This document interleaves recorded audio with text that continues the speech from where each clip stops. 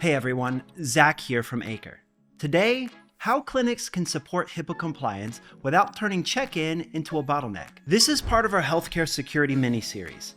In each episode, we're breaking down one real operational challenge clinics deal with every day: compliance, visitor flow, knowing who's on site, and how to get all of that right without disrupting patient care.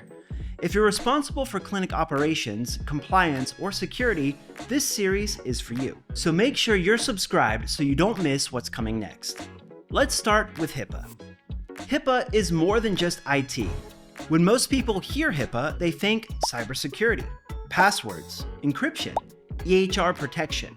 HIPAA is physical too. HIPAA expects healthcare organizations to safeguard protected healthcare information, or PHI. That includes digital records, but also physical access to spaces where PHI is stored, viewed, or discussed. Reception areas, exam rooms, back offices, medication storage, server closets. If someone can walk into the wrong space, overhear a conversation, or see a chart they shouldn't, that's exposure. And that's a compliance issue.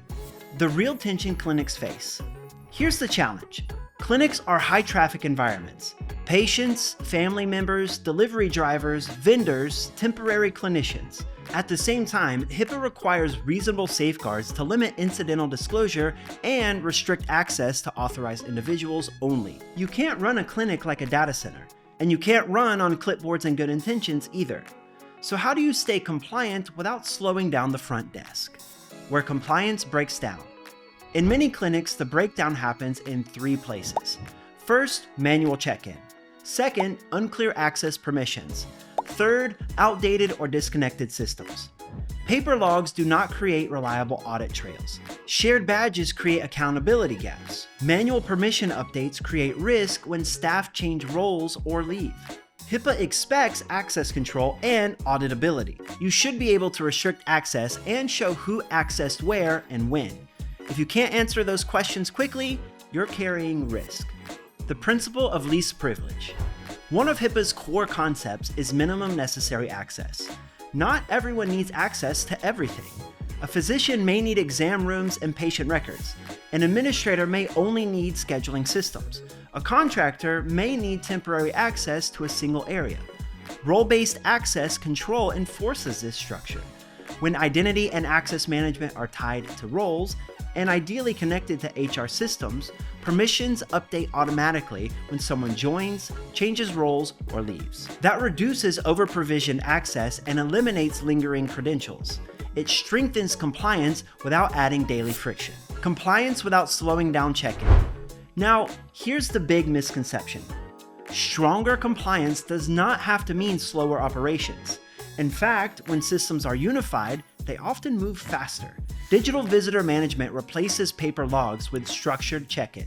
Access control defines who can enter which zones automatically. Mobile credentials remove shared badges and lost key issues. Automated audit trails eliminate manual reporting. When identity, visitor flow, and door access work together, the clinic does not feel restricted.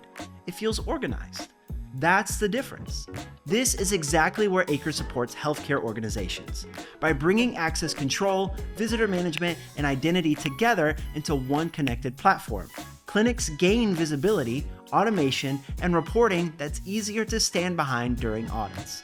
Not layered on top of care, but built into it. Why this matters more than ever.